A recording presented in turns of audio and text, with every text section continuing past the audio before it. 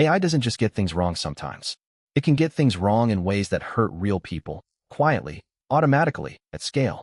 Here's why that happens, with a real, documented example, and what it means for you personally, even if you just use AI casually.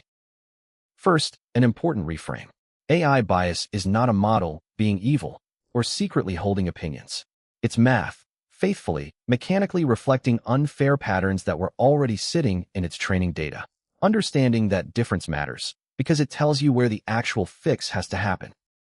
Remember from earlier in this series, a model learns by finding patterns in the data it's shown. It has no concept of fairness. It just finds whatever pattern predicts the outcome best, even if that pattern is something we'd consider unfair or discriminatory. Let's make this fully concrete with a real, documented case. A major technology company built an experimental AI tool to help screen job resumes automatically, trained on roughly 10 years of the company's own past hiring data. Here's the issue.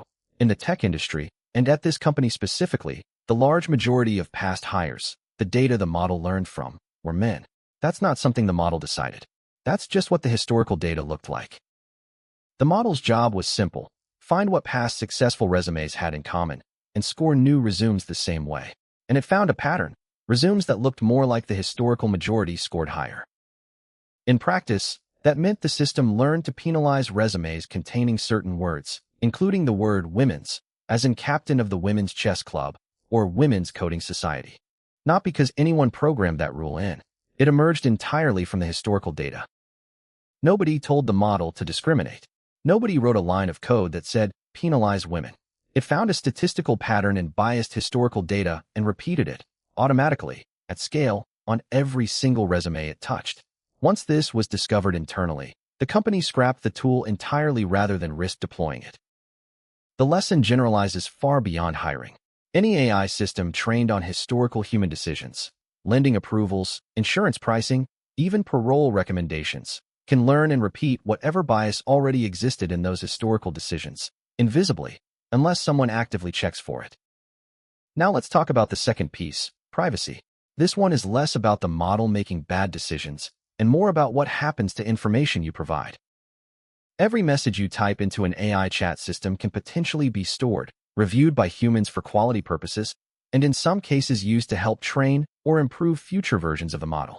That's not necessarily sinister, but it's not nothing either. A simple, practical rule. Would you be comfortable posting this exact message publicly or reading it out loud in a room of strangers? If not, think twice before pasting it into an AI chat, especially things like passwords, medical details, or confidential work information.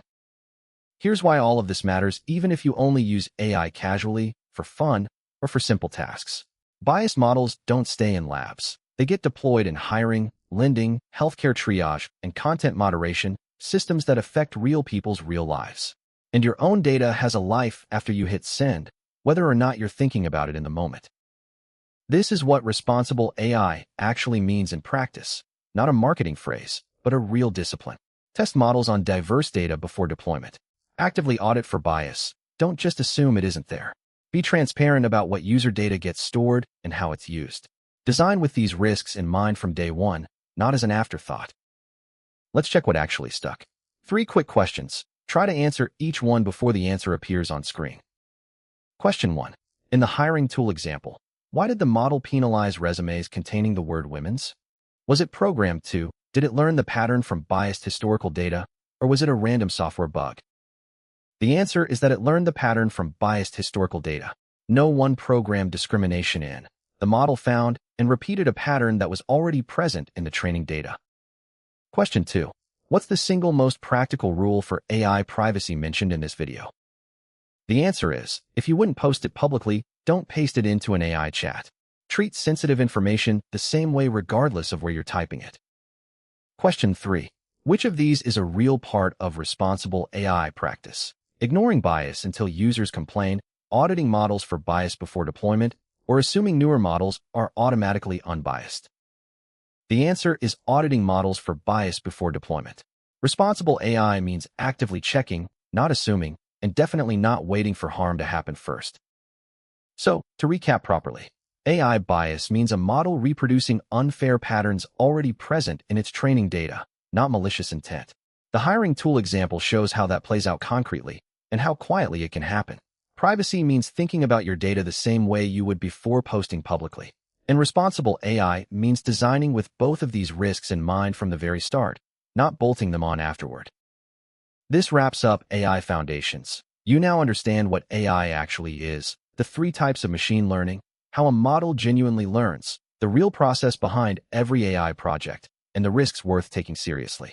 Next in this curriculum, the actual algorithms behind these models, one at a time.